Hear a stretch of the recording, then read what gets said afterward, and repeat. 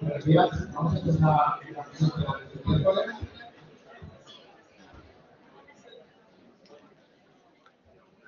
Bien, vamos a empezar la sesión de este miércoles. Yo ahora voy a ser la moderadora y vamos a finales encargar de la sesión. Buenos días a todos. Ya hemos visto las redes sociales, curso de comunicación, el pasado 18 de noviembre celebramos el Día Europeo para los Estudiantes de los Antibióticos. Esta jornada se va a celebrar en el año 2008 con el fin de sensibilizar a toda la población, pacientes y profesionales, en el uso de todos los antibióticos y la repercusión que tiene el mal uso en la selección y generación de resistencias bacterianas. Estas jornadas nos han dado pie a reflexionar cómo desde nuestra posición, cada uno de nosotros, tanto como pacientes como profesionales en el medio que nos podemos mejorar y utilizar la utilización de antibióticos. Y es en ese sentido en el que nuestra compañera Clara va a desarrollar la sesión desde la perspectiva del servicio de farmacia. Vale. Buenos días, yo soy Clara Jiménez, como me han presentado, y soy la R4 de Farmacia Hospitalaria. Y hoy os vengo a dar una sesión un poquito diferente. La sesión se titula Farmacéuticos proactivos y las claves para la optimización del tratamiento antibiótico. Y es que ya muchos lo sabréis, pero para la formación de un equipo de programa de optimización de antibióticos son imprescindibles 3 personas: un clínico experto en infecciosas, un microbiólogo clínico y un farmacéutico clínico experto en infecciosas. Pero no solo esto, sino que además de otros muchos profesionales, es altamente imprescindible la presencia de un médico preventivista y un médico intensivista. En nuestro hospital, el equipo PROA está formado por estos profesionales y muchos de otros servicios médicos. Pero es que yo claramente vengo a hablar de farmacéutico clínico, y no solo dentro de un equipo PROA, sino en nuestro trabajo día a día. ¿Y por qué? Porque creo que los diferentes puntos de vista nos hacen mejores, nos van a ayudar a nuestros pacientes. Y es que yo no voy a saber tanto de clínica ni de síntomas como vosotros, pero vengo a mostraros hoy el punto de la farmacia hospitalaria y cómo ambos puntos pueden hacernos ser mejores y tratar mejor a nuestros pacientes. Y os vengo a contar un secreto, y es que detrás de cada prescripción y cada tratamiento antibiótico hay un farmacéutico hospitalario que lo está revisando y lo está validando. Y aquí os presento 2 porcentajes, el 40% y el 100%. No sé si tenéis alguna idea de qué podría ser esto. Pues mira, el 40% es el porcentaje de pacientes hospitalizados que están con tratamiento antibiótico en el hospital. Y el 100% son las prescripciones que son validadas por farmacia en menos de 24 horas. Así que sí, somos el ojo que todo lo ve. ¿Y qué nos hace ideales para este trabajo? Pues en primer lugar nuestra formación. Estamos ampliamente formados no solo en mecanismos de acción, interacciones o pautas posológicas, sino también en algo que nos hace muy especiales, que es en la farmacocinética y la farmacodinámica, y la que de más adelante vamos a hablar considerablemente. Pero además tenemos herramientas, desde la prescripción electrónica, pasando por avisos, alertas o indicaciones a nivel de módulo de prescripción electrónica. Y además tenemos una sensibilidad por el tema. Las resistencias a tratamientos antimicrobianos nos preocupan y nos ocupan y forman parte de nuestro día a día. Y es que todos querríamos tener un antibiótico ideal, que fuese eficaz, que fuese efectivo y que fuese eficiente, que además somos gestores todos de este sistema y que además fuese seguro. Recordad, los antibióticos es el único medicamento que puede generar efectos adversos en otros pacientes que no lo están tomando. Y este es el índice que voy a seguir durante la sesión. Vamos a hablar de dosis y duraciones, de sitios de acción, del PKPD y de la seguridad. Pasemos a hablar de la dosis y la duración. Y es que lo primero será buscar qué antibiótico vamos a utilizar. Y para ello nos podemos guiar tanto en guías o protocolos clínicos, en las recomendaciones del equipo PROA o en otras guías clínicas como puede ser la guía WER de la OMS. Porque a veces lo fácil va a ser agotar a nuestras estrellas, pero además tenemos excelentes alternativas en el equipo que podemos optimizar. Y aquí es donde vengo a hablar yo en esta sesión. Porque a quién no le ha pasado que aparece este aviso cuando prescribe un tratamiento en Farmatool, diario de stock. Esto no es más que una alerta en la que nos hace ver que este tratamiento antibiótico es de uso restringido. Y ojo, que no estoy diciendo ni que sea caro, ni que sea raro, ni nada. Digo que es restringido y que debemos justificar su uso y tenemos que tener muy claro en qué pacientes y qué indicación lo estamos usando. ¿Y nosotros en qué nos basamos para determinar que un antibiótico es de uso restringido? Pues en las guías de tratamiento y en los protocolos aprobados por el equipo PROA del hospital. Y ya sabéis vosotros que no hay dos pacientes iguales y que debemos individualizar los tratamientos. Pero además hay una serie de poblaciones especiales que reúnen una serie de características que vamos a tener que conocer. La primera población especial sobre la que vamos a hablar van a ser la dosificación de antibióticos en pacientes con insuficiencia renal. Esta alteración fisiopatológica va a producir modificaciones en cualquiera de los procesos de la serie LAMME. La serie LAMME es la liberación, la absorción, la distribución, el metabolismo y la eliminación. Y es un modelo que explica todas las etapas que sufre un fármaco desde que lo administramos en un paciente. Vamos a hablar un poquito de cada una de ellas. De la liberación no vamos a hablar porque únicamente depende de la forma farmacéutica que estemos utilizando. Pero pasemos a la absorción. Y es que en los pacientes con insuficiencia renal se acabará produciendo una uremia que en última instancia produce una disminución de la absorción de fármacos ácidos. La distribución es uno de los procesos que se ve principalmente afectado, ya sea por alteraciones de los parámetros farmacocinéticos, como puede ser de volumen de distribución, que se ve aumentado en fármacos ácidos y disminuido en fármacos básicos, o la unión a proteínas plasmáticas, que está disminuida y por tanto va a producir un aumento de la fracción libre de fármaco, que recordemos que es la fracción que se activa a nivel del organismo. Entonces tendremos que tener especial precaución tanto en fármacos ácidos como en aquellos que tengan elevada unión a proteínas plasmáticas, de más de un 80%. Y os preguntaréis, ¿y cuáles son estos fármacos? Pues aquí os dejo una tabla, resumen, en la que aparecen las características físico-químicas y farmacocinéticas de algunos de los antimicrobianos, a nivel de perfil hidrofilia-lipofilia, eliminación renal, unión a proteínas plasmáticas y metabolismo hepático. Otro de los procesos que se ve principalmente afectado sería la eliminación. La eliminación reúne la excreción renal y los tres procesos, la filtración glomerular, la secreción tubular y la reabsorción tubular. Pero mala suerte, todos ellos se ven modificados en la insuficiencia renal. Como consecuencia se producirán aumento de la semilla plasmática de los fármacos como consecuencia de una disminución de su aclaramiento. ¿Y qué herramientas tenemos desde farmacia? Bueno, aquí os dejo unas tablas que nosotros utilizamos en nuestro día a día para validar estos tratamientos en pacientes con insuficiencia renal. En ellos aparecen los datos a nivel de dosis y posología que tenemos que utilizar según el aclaramiento de creatinina de nuestro paciente o en el caso de pacientes que estén en hemodiálisis o terapia de reemplazo renal. Pero lo ponemos todavía más fácil. Y es que en el módulo de Farmatool ya sabéis que si prescribimos cualquier tipo de fármaco que necesite de un ajuste por insuficiencia renal, si nos ponemos con el cursor sobre este símbolo, aparecerá la pauta posológica que debemos de utilizar según el aclaramiento de nuestro paciente. Y esto no es casualidad. Farmacia lo revisa, lo incorpora en todos aquellos fármacos de manera muy periódica. Pasemos ahora a la dosificación de antibióticos en aquellos pacientes que tengan sobrepeso. Y es que aquí vamos a tener que tener en cuenta dos factores, tanto factores propios del paciente como factores del fármaco. De los factores del paciente tendremos que tener en cuenta que en estos pacientes se va a producir una disminución del agua corporal, un aumento del porcentaje de la grasa y una variación en la circulación. Pero también se alternan parámetros farmacocinéticos que habíamos hablado anteriormente, los volúmenes de distribución, la unión a proteínas plasmáticas y los aclaramientos de los fármacos. Y de manera muy general, ¿qué podemos saber? Pues que los fármacos hidrófilos lo que se va a producir no es una disminución del volumen de distribución y que el descriptor de fármaco ideal para su dosificación será el peso corporal ideal. En cambio, en los lipófilos pasará justamente lo contrario. Se aumentará su volumen de distribución y la dosificación debemos hacerla por peso corporal total. Y de nuevo, aquí os dejo una tabla muy resumida en la que se clasifican los fármacos según sean hidrófilos o sean lipófilos. ¿Y qué herramientas tenemos de servicio de farmacia? Pues vayamos con los pacientes adultos. En primer lugar, esta tabla que fue realizada por unos residentes de farmacia, en la que se recogen la dosificación de antibióticos en pacientes adultos obesos. Se incorporan las fórmulas para el cálculo de los diferentes pesos y qué dosificación debemos de realizar con estos fármacos. Y es que yo espero que después de esta sesión tengamos claro que los aminoglucósidos deben dosificarse por peso, pero no solo por peso, ojo, por peso ajustado en pacientes con sobrepeso. Que además, que a lo mejor la dosis de gentamicina 240K24 o la etobramicina de 100K24 pues no son del todo ideales en todos nuestros pacientes. Y otro ejemplo de nuestro día a día, la vancomicina, los glucopéptidos. Debemos de dosificarla por peso total y además podemos incorporar una dosis de carga por peso según el paciente y según el tipo de indicación.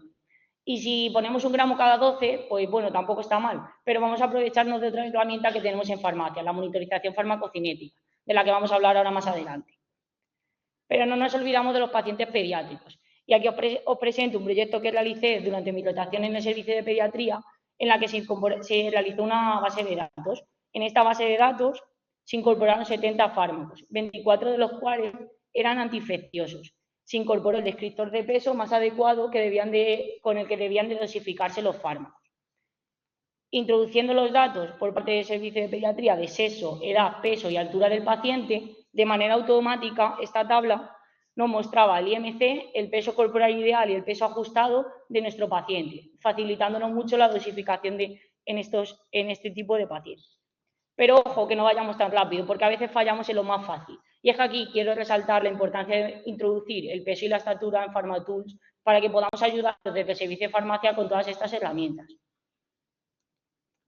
Y es que a todos nos preocupa mucho la infradosificación de nuestros pacientes, pero ojo, que la sobredosificación también tiene problemas a nivel de efectos adversos o de tolerabilidad de los tratamientos.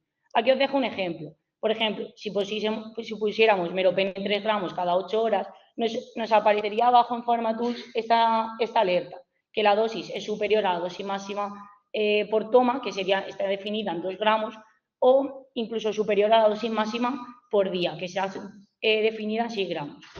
Pero esto tiene limitaciones. Solo se ha podido introducir a nivel de pacientes adultos y además no permite discernir entre la indicación y fármaco que estemos usando. Y es que somos muy pesados, pero la optimización del tratamiento también pasa por la duración. Y como ya dice esta infografía, hay que tratar al paciente el tiempo estrictamente necesario. Porque shorter is better, que no lo digo yo ni lo dice farmacia, lo dicen los numerosos estudios clínicos que se han realizado últimamente, en el que no se muestra un beneficio clínico en esos pacientes que tenemos tratamientos muy prolongados. Y desde el servicio de farmacia que ponemos a vuestra disposición, pues bueno, estos son 2 ejemplos. En el caso de la infección por clostridioides difíciles, el antiguo Clostridium, al introducir la línea de tratamiento de fidasomicina, esta queda limitada a su duración a 10 días, según las últimas prácticas clínicas. Ya hablaríamos de situaciones especiales en las que el paciente necesitase otro tipo de posologías. Otro caso sería la profilaxis antibiótica quirúrgica. Al introducir el protocolo de profilaxis, la cefazolina queda suspendida automáticamente tras la administración de 3 dosis. Y es que no solo actuamos a nivel de prescripción, sino que también actuamos a nivel de personal de enfermería. ¿Y cómo? Con la administración de medicamentos. No sé si lo conocéis, pero en la página del PRO hay un apartado que se llama fichas de antimicrobianos. En ella vais a poder encontrar casi todas las fichas de los principales antimicrobianos que tenemos en el hospital. Se han realizado desde el servicio de farmacia y reúnen características como de reconstitución, dilución, cómo debe de administrarse o algunas peculiaridades del fármaco. Por ejemplo, pues el isavuconazol necesita un filtro para administrarse. Pero lo ponemos más a mano para vosotros. Y es que en PharmaTools, cuando introducimos algunos fármacos, aparece ahí en observación de enfermería información como cómo debe de reconstituirse, cómo debe diluirse y en qué tiempo debe de infundirse, como puede ser este ejemplo del Baborén. Y no solo a nivel intravenoso, sino también a nivel oral. Por ejemplo, el Rifater es una combinación de rifampicina, piracinamida y isoniazida a dosis fijas. Esta información aparece en las observaciones de enfermería para que luego ellos lo puedan ver directamente en la hoja de administración. Y además indicaciones de cómo se deben de administrar, por ejemplo, tomar con el estómago vacío. Y es que nos gusta ponerlo fácil. Y entonces otra de nuestras tareas es la elaboración de mezclas intravenosas en pediatría. El trabajo comienza cuando se prescribe un fármaco y una dosis y nosotros validamos ese fármaco y esa dosis prescrita.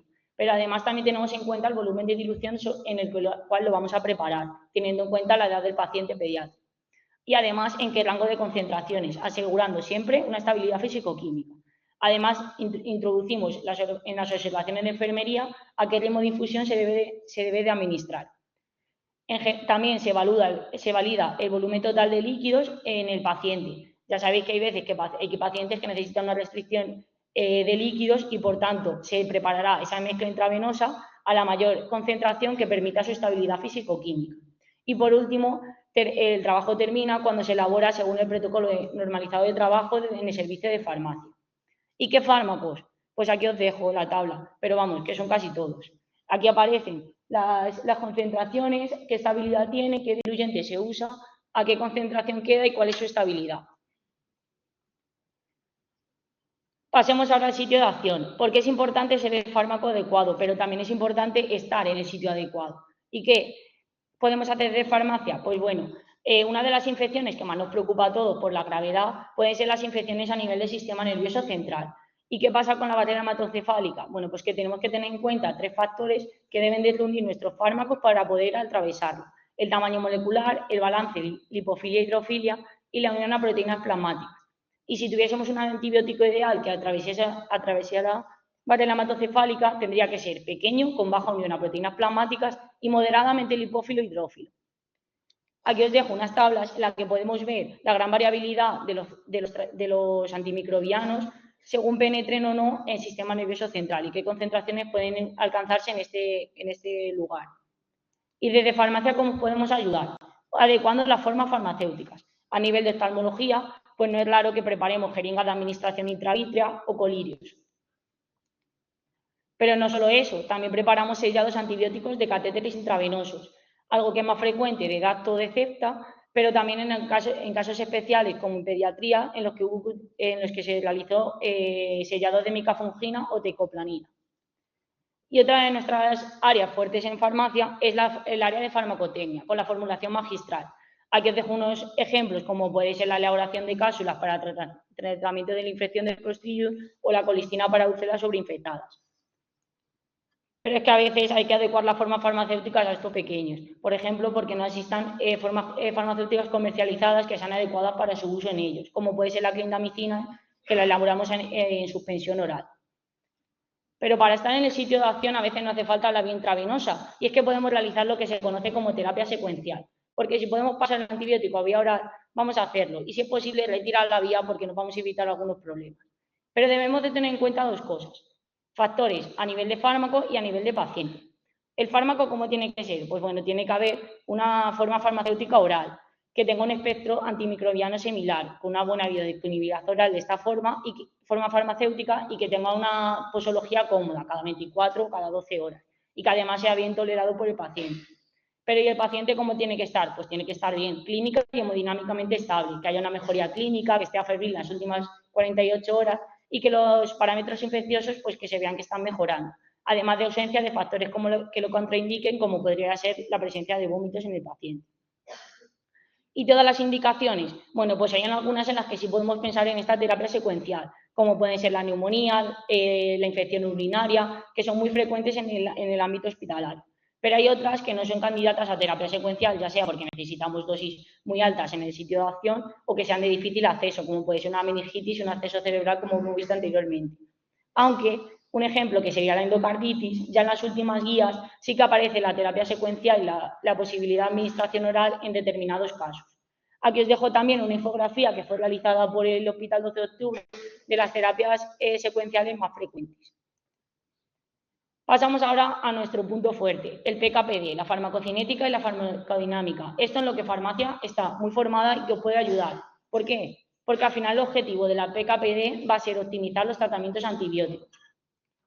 Es que ya sabéis que a nivel de PKPD tenemos 3 tipos de fármacos: aquellos que sean tiempo dependiente, cuyo índice PKPD que los define es el tiempo por encima de la CMI; aquellos que sean concentraciones dependientes, cuyo índice PKPD será el C+ per tiro de la CMI; y aquellos que tienen una farmacocinética mixta, concentración tiempo dependiente, cuyo índice será el AUC por encima de la CMI. Pero no os quiero aburrir con parámetros farmacocinéticos ni nada de esto, vamos a ir a lo práctico. ¿Qué hacemos con los fármacos que sean tiempo dependientes? Pues para optimizar su tratamiento lo que debemos de hacer es administrarlos en perfusiones extendidas o continuas. Esto es una infografía que también se realizó desde el servicio de farmacia y que la tenéis disponible en el PROA, en la que se recogen las dosis de carga, dosis de mantenimiento, en qué deben diluirse los fármacos y cuál es su estabilidad de los principales antibióticos que sean tiempo dependientes. Y de nuevo, no nos olvidamos de pediatría. Esta es la misma tabla que os comentaba en adultos, adaptada a los fármacos que más se usan en pacientes pediátricos.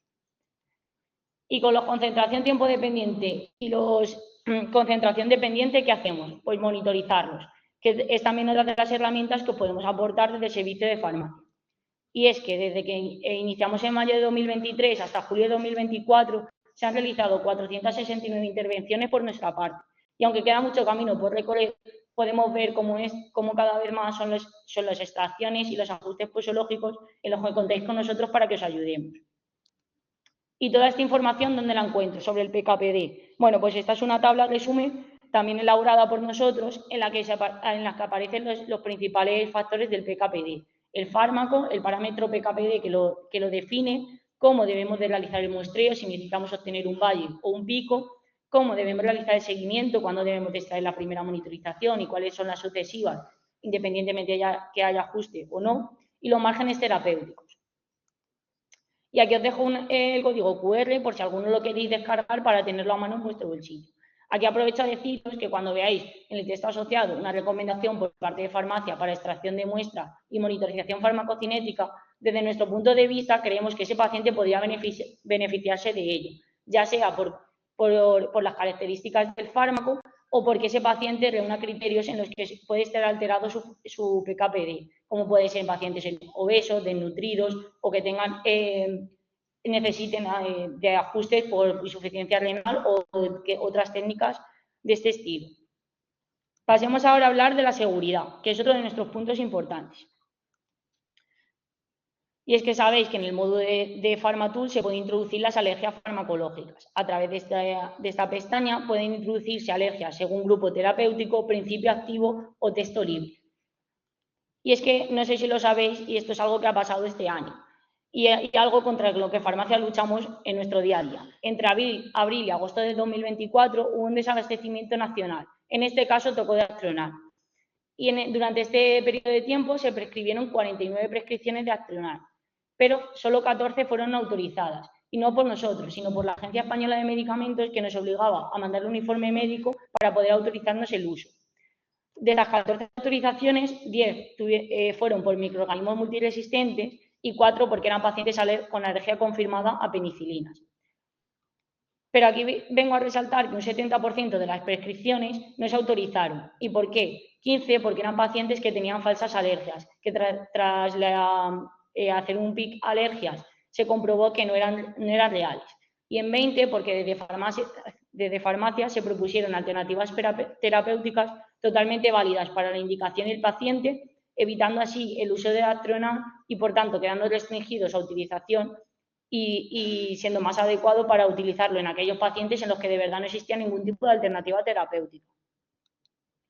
Pasemos ahora a las alertas sanitarias. Aquí quiero resaltar también la alerta sanitaria respecto a la fluoroquinolona y que tenemos que tener en cuenta siempre el balance beneficio-riesgo siempre que penséis en prescribir alguna. Ya sabéis que se han notificado reacciones adversas a nivel del sistema musculoesquelético o del sistema nervioso.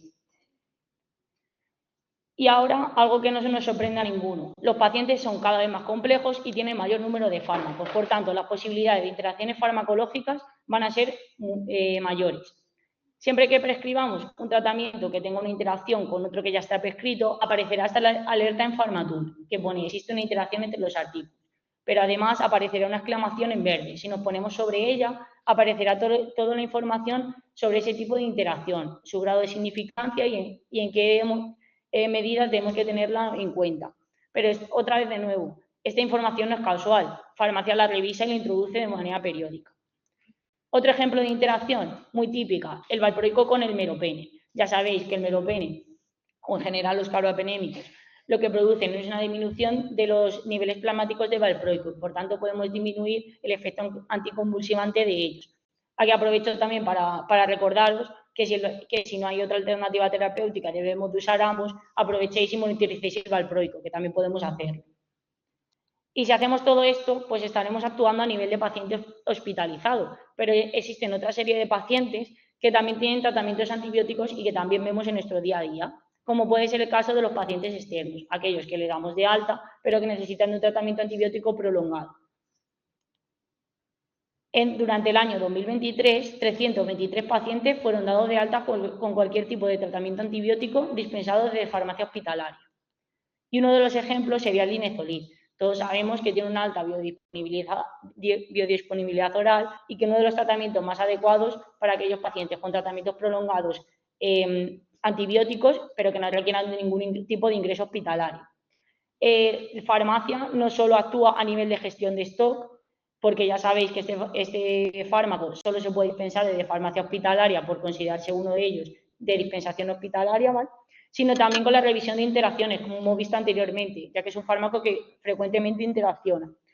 También pasa por la dispensación, incluso con un seguimiento al alta de estos pacientes, de la toxicidad hematológica que puede producirse en aquellos tratamientos prolongados de más de 14 días. Y es que en el año 2023, 97 pacientes fueron dados de alta con linezolid. Otro ejemplo, el ertapen. Esta es la hoja de administración que podemos encontrar en las fichas de antimicrobianos del equipo PROA que os mostraba anteriormente. Pero cuando se van de alta los pacientes, normalmente la administración es intramuscular. Por tanto, desde farmacia se dispensa no solo el ertapen en sí, sino junto con el diluyente adecuado. En este caso sería la lidocaína al 1%. Además, les introducimos esta hoja de información y les resaltamos que deben administrarse de manera intramuscular. Pero nos quedan otro tipo de pacientes, aquellos pacientes que sean ambulatorios, es decir, que necesiten un tratamiento antibiótico, pero por las características de este no sea posible administrarse de forma oral y que requieran administración en el ámbito hospitalario. Un ejemplo, pues la dalbavancina. Ya sabéis que su semivida de eliminación prolongada de 372 horas lo hace un fármaco ideal para este tratamiento ambulatorio. Y ya no solo eso, sino que cada vez más, y debido a la evidencia clínica, se utiliza con indicaciones en fuera de ficha técnica. Esto también lo aprovecho para contaros que requiere que desde el servicio de farmacia elaboremos un informe que posteriormente se sube a dirección médica, quien finalmente es quien autoriza o deniega el tratamiento. Y es que no solo hacemos práctica asistencial, sino que también nos gusta divulgar a nivel de redes sociales, como podéis en nuestro Twitter de farmacia. Y podéis encontrar infografías como estas. Esta la realicé yo concretamente sobre el tratamiento farmacológico de la apendicitis en pacientes pediátricos. Pero también podemos encontrar otras, como puede ser esta del tratamiento farmacológico de la tuberculosis. En ella aparecen los fármacos de primera línea, la dosis, su dosis ajustada según insuficiencia renal o insuficiencia hepática, si se deben administrar con o sin alimentos, las vías de administración disponibles y las presentaciones comercializadas. Y también aquí abajo aparece otra tabla con las combinaciones de antituberculosos a dosis fijas que están disponibles. Y de nuevo no nos olvidamos, los pacientes pediátricos, por tanto realizamos las mismas tablas también a nivel de paciente en pediatría. Y a nosotros nos gusta formarnos, pero también nos gusta formar a los demás, ya sea a través de sesiones clínicas en otros servicios, como puede ser pediatría, geriatría o medicina interna, o impartiendo cursos a nivel de hospital o incluso la asignatura de farmacología a los alumnos del grado de medicina. Y además tenemos toda esta información disponible sobre los antimicrobianos y su uso en la práctica clínica. Y aquí os dejo recogido solo algunos de los múltiples pósters que solemos presentar a jornadas tanto autonómicas, nacionales o incluso internacionales. Y ya para finalizar, ¿cuáles pueden ser las conclusiones de esta sesión? Pues en primer lugar, que el PROA somos todos los que estamos aquí sentados, y es nuestra obligación luchar frente a las resistencias. Que nuestra formación, nuestra sensibilidad y nuestras herramientas nos van a dar un punto de vista diferente y necesario para la optimización del tratamiento antibiótico. Que el PKPD nos hace muy especiales y que podemos conseguir muy buenos resultados en nuestros pacientes si trabajamos juntos. Y que participamos a todos los niveles asistenciales. Pensad que vemos al paciente desde que ingresa por urgencias hasta en la dispensación de medicación al alta. Y por tanto, contad con nosotros. Y estas son las caras que están detrás de esos farmacéuticos proactivos. No, muchas gracias.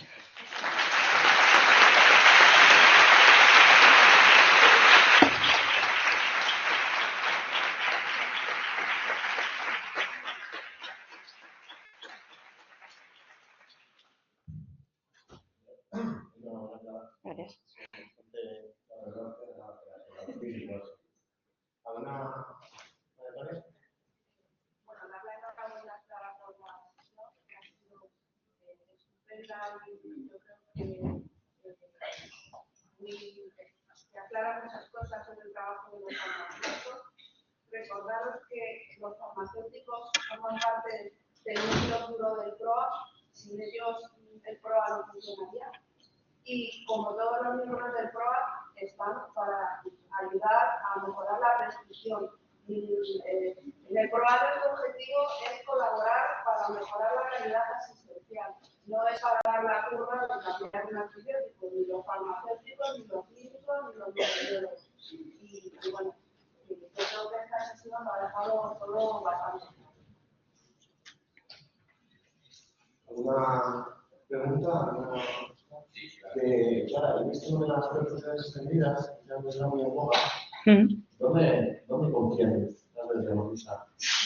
Bueno, yo creo que la perfusión extendida, más allá de que únicamente ha demostrado eficacia a nivel de paciente crítico, creo que cualquier paciente que tengamos que esté con sepsis, creo que ahí deberíamos de utilizar una perfusión extendida porque sí que podemos obtener un beneficio de su utilización. Entonces, siempre que veamos un paciente séptico, ya sea en la urgencia, en la planta, donde sea, debemos de pensar en la administración en perfusión extendida, porque es lo único que ha mostrado evidencia de que estos fármacos pues, se optimiza su concentración.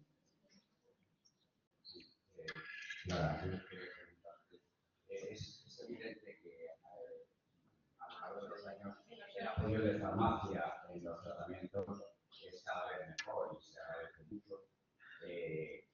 Vemos en el farmacéutico, por ejemplo, los símbolos de ajuste de dosis a pacientes que tienen insuficiencia renal, interacciones medicamentos, como ha dicho. Lógicamente vosotros no tenéis tiempo con el trabajo de comprobar estas cosas en los pacientes, por lo menos la insuficiencia renal, el peso.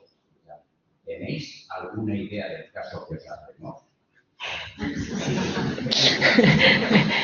Pues yo creo que varía mucho dependiendo del servicio médico del que estemos hablando. Creo que cada vez nos hacéis más caso, pero es difícil. Es difícil. Al final, pensar que nosotros tenemos un punto de vista desde abajo. O sea, nosotros no estamos delante del paciente, no sabemos cómo está clínicamente el paciente más que por lo que podamos leer a través de evolutivos, pero sí nos podemos hacer una idea y cuando ponemos cualquier tipo de recomendación no lo hacemos al tuntún ni porque estemos aburridos ni nada. Lo hacemos porque de verdad creemos que tiene que ser así. Y muchas veces a mí me pasa que a mí no me importa llamar y preguntar, oye, tengo este paciente, lo llevas, creo que hay que hacer esto y me lo pueden explicar perfectamente. No, esto el paciente está tal, no se puede hacer. Vale, o sea, perfecto. Quiero decir, yo te doy mi punto de vista, lo que he explicado anteriormente. Yo doy el punto de vista de farmacia y vosotros desde el punto de vista de tener delante al paciente. Creo que, bueno, que cada vez nos hacéis más caso porque creo que lo que decimos tiene coherencia y tiene sentido. No sé si parece así o no. Sí, no, porque a veces puede crear una falsa idea de seguridad de que en farmacia consumís los tratamientos, pero la gente tiene que saber que tú no tienes tiempo de mirar la función renal, tú estás dando un consejo de que se ajuste a función renal, pero tú no lo estás ajustando. Bueno, nosotros, o sea, quiero decir, nosotros una vez cuando nuestro trabajo como validación, sí que miramos la función renal. O sea, yo abro Mambrino, me meto en el evolutivo y veo la analítica de ese paciente de ese día. ¿Cambias la dosis? No, yo no cambio la dosis. Te recomiendo que se ajuste la dosis. No, yo no puedo ajustar la dosis, claro. No forma parte. Nosotros solo servimos de apoyo a nivel de recomendación de ajuste de dosis, pero no podemos modificar ningún tipo de tratamiento que esté prescrito por vuestra parte, porque no somos prescriptores. Creo que el peso es importante. Es que nos da muchas ideas. Sí, o sea, creo que eso es uno de los objetivos de la sesión, que quede claro que el peso es que sería fundamental, porque es que ya habéis visto, hay un montón de fármacos que hay que ajustarlos por peso diferente al peso total, y es que estamos perdiendo mucha información y a lo mejor estamos infradosificando a muchos pacientes simplemente por ese detalle. Yo a veces llamo a la enfermería y le digo, oye, ¿cuánto crees que pesa?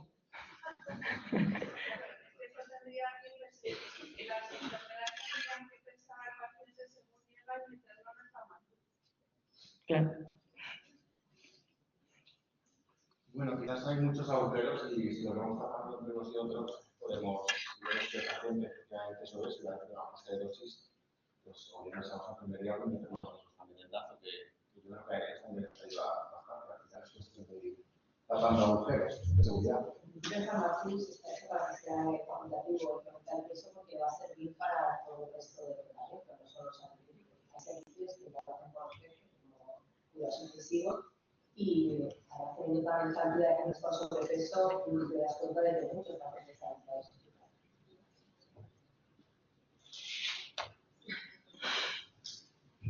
¿Alguna pregunta más?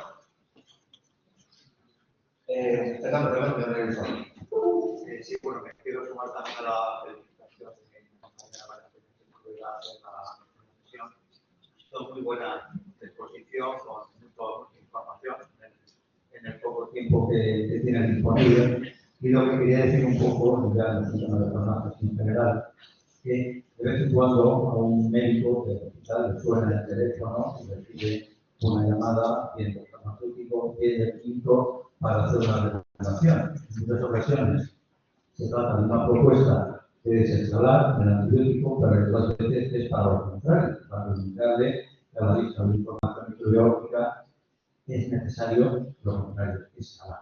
Pero cuando reciban la llamada para proponerles una optimización en el sentido de la desescalada, que nadie lo interprete que esto es un tema de el tema de la sanitización en la prescripción antibiótica para nada es cuestión de dinero, porque el antibiótico en su momento hicieron los estados, los trabajen y afortunadamente cuando estamos usando los genéricos ya no es un tema de es un tema de impacto ecológico y eso no hay que salir del hospital para ver que en los medios de comunicación todos los días aparecen noticias de lo difícil que se está volviendo el tratar.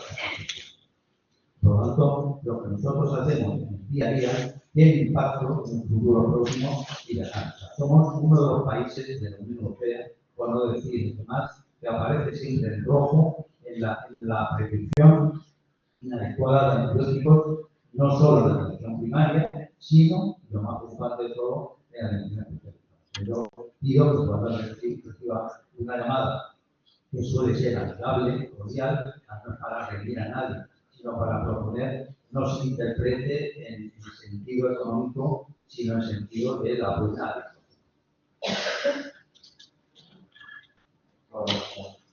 ¿Alguna más? ¿No? Pues, para muchas gracias. Una sesión.